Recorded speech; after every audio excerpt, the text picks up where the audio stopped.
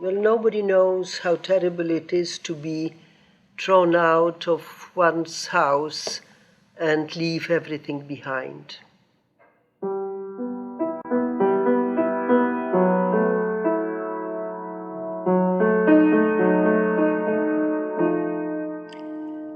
The Second World War began with Germany's invasion of Poland, and this attack was followed 2 weeks later by Russia's invasion from the east, making Poland the only country to be simultaneously attacked by the 2 worst totalitarian systems in history.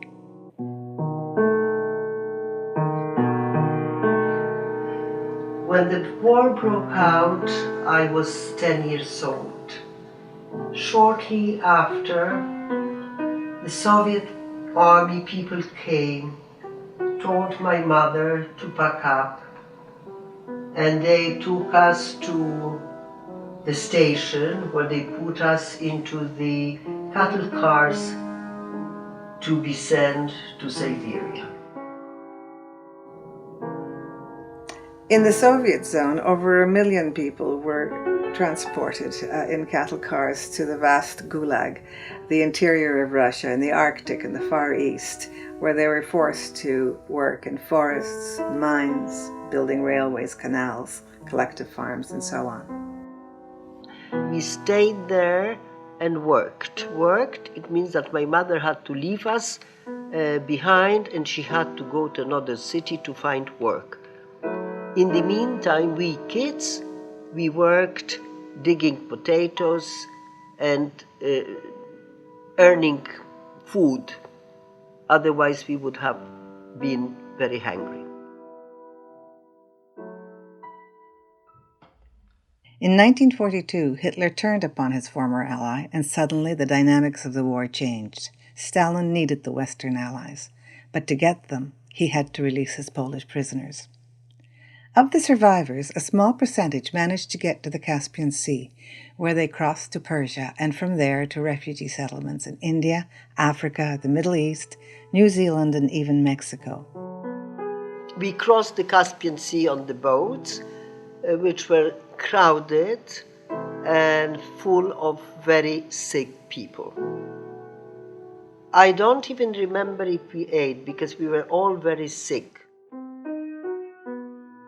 I met Halina Babinska in the course of my research for a book precisely about this subject. I had interviewed well over 100 people by then. Her story was very dramatic and her personality very engaging. Halina's father died in Russia, and her mother died on the day they finally reached freedom in Iran.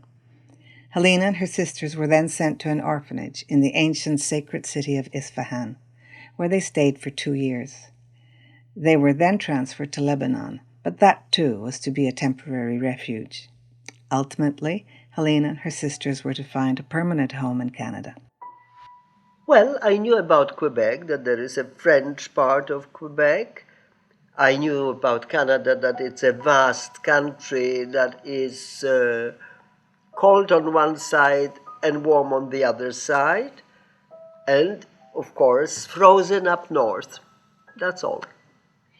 So in the end, I did get work with a family where both parents worked, and they had 2 children, a boy of 5 and a girl of 3, and I had to wash, to cook, to clean, to do everything. I believe I was just then a very cheap, labor.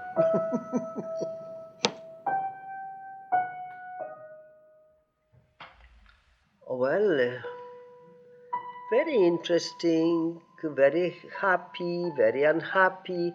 It all depends. I think it had everything in it what you want out of life. If you have the right approach, you accept whatever happens, and you digest it the way you're able to. That's it.